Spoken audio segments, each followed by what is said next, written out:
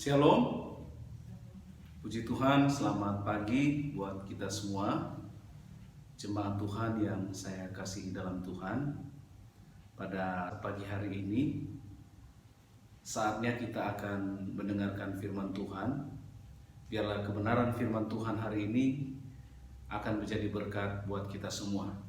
Langsung saja kita buka dalam Alkitab kita yang saya ambil dalam 1 Korintus pasal 1 ayat 26 sampai ayat yang ke-31. Demikianlah firman Tuhan. Ingat saja saudara-saudara, bagaimana keadaan kamu ketika kamu dipanggil menurut ukuran manusia.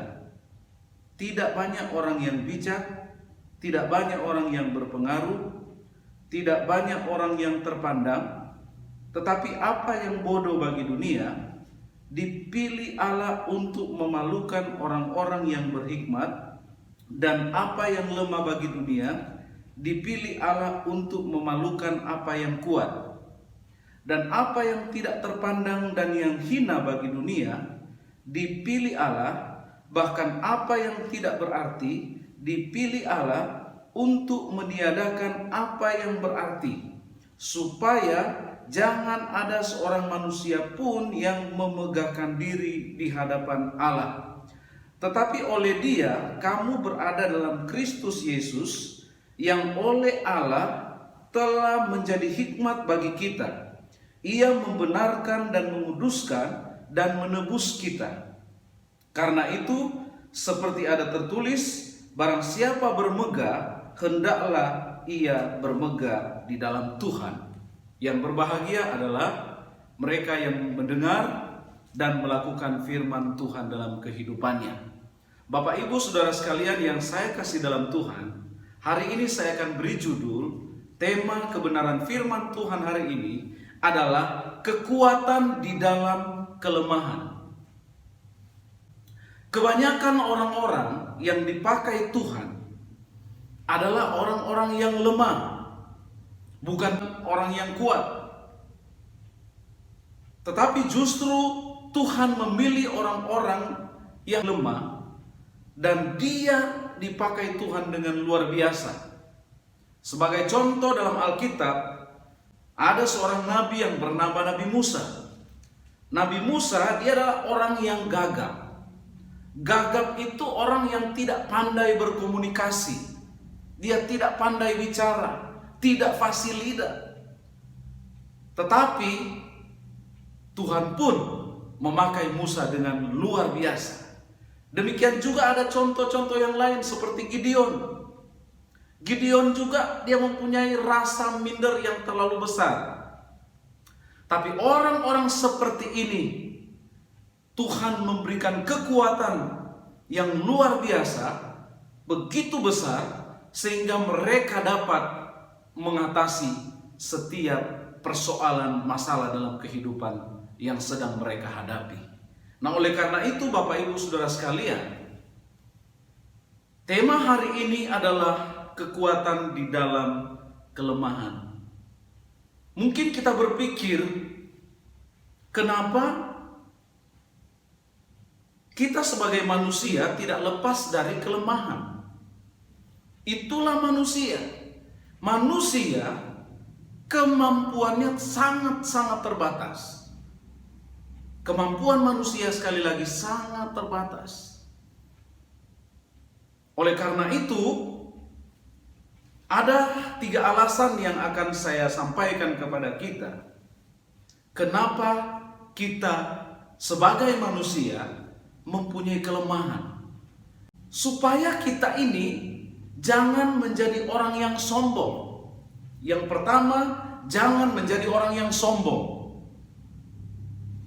Tuhan mengizinkan kelemahan yang ada pada diri kita supaya kita dihindarkan dari segala kesombongan yang bisa saja muncul dari dalam kehidupan kita. Kenapa kita tidak boleh sombong? Tuhan tidak pernah menyukai orang yang sombong. Tuhan benci dengan kesombongan. Oleh karena itu, Alasan yang pertama, kenapa kita mempunyai kelemahan? Supaya kita jangan menjadi manusia yang sombong.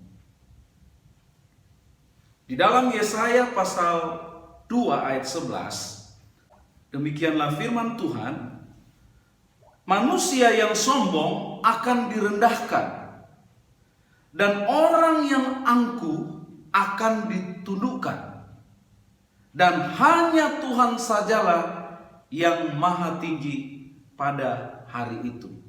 Dari ayat ini kita belajar bahwa Tuhan tidak suka dengan kesombongan.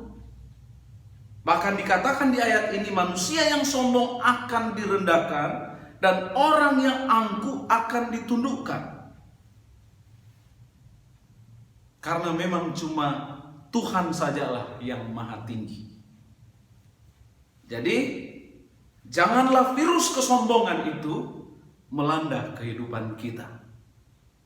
Jadi hal yang pertama, alasan yang pertama ini, mengapa kita sebagai manusia penuh dengan kelemahan, supaya kita menjadi orang yang tidak angkuh, tidak sombong.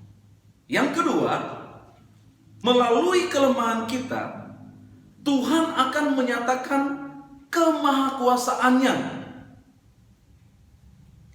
Seperti kita ketahui bahwa kita tidak bisa menyelami pikiran Tuhan. Kemahakuasaannya Tuhan kita tidak bisa selami. Jadi Bapak Ibu Saudara sekalian, ada contoh yang lain. Kita menemukan salah satu contoh kasus Lazarus. Saat itu mungkin keluarganya dihina karena kematian dari Lazarus. Dihina karena Tuhan yang mereka sembah tidak mampu menolong mereka.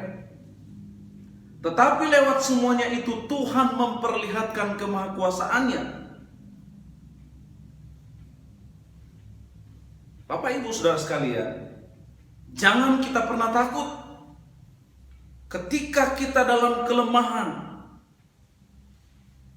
karena Tuhan pasti akan memberikan kita kekuatan, asalkan kita tetap bergantung kepadanya. Mungkin kita pernah disudutkan, mungkin kita pernah dihina, kita tidak dipandang. Tidak masalah bagi kita, Bapak Ibu Saudara sekalian. Tidak masalah. Justru dalam kelemahan kita itulah kuasa Tuhan pasti akan dinyatakan.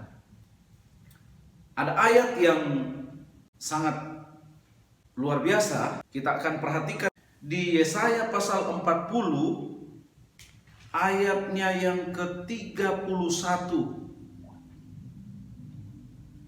Nah, firman Tuhan demikian berkata, tetapi orang-orang yang menanti-nantikan Tuhan mendapat kekuatan baru. Mereka seumpama raja wali yang naik terbang dengan kekuatan sayapnya. Mereka berlari dan tidak menjadi lesu. Mereka berjalan dan tidak menjadi lelah. Jadi Bapak Ibu Saudara sekalian, dalam kelemahan kita, Tuhan akan menyatakan kuasanya kepada kita. Saat-saat ini mungkin kita sedang menghadapi kelemahan. Kita menghadapi goncangan. Kita tidak berdaya, kita tidak tahu harus berbuat apa. Tapi dengan ayat firman Tuhan ini, orang-orang yang menantikan Tuhan mendapat kekuatan baru. Jadi waktu kita mengalami kelemahan, datang kepada Tuhan, nantikan Tuhan, nantikan pertolongan Tuhan. Maka kita akan mendapatkan kekuatan yang baru daripada Tuhan. Dan yang ketiga, yang terakhir, alasan kenapa kita mempunyai kelemahan dalam kehidupan kita sebagai manusia. Yang ketiga, kelemahan yang pernah kita alami akan mendatangkan manfaat bagi orang lain. Artinya bahwa kita akan menjadi saksi bagi orang lain. Ini penting sekali bagi kita. Di poin yang ketiga, kelemahan yang pernah kita alami pasti akan mendatangkan manfaat bagi orang lain. Kita pernah punya banyak pengalaman, punya kesaksian. Dulunya mungkin kita terlalu banyak sekali menghadapi goncangan, kelemahan di sana sini. Tapi pada akhirnya karena kita hidup dalam Tuhan, kita selalu percaya kepada Tuhan, kita selalu menantikan pertolongan Tuhan, maka kita mengalami yang namanya kekuatan yang dari Tuhan. Sehingga sekalipun kita mengalami kelemahan, kita menjadi berkat bagi orang lain. Biarlah firman Tuhan yang singkat pada pagi hari ini akan menjadi berkat bagi kita. Bapak Ibu Saudara sekalian, tetap kuat, tetap semangat, Tuhan memberkati kita semua. Shalom.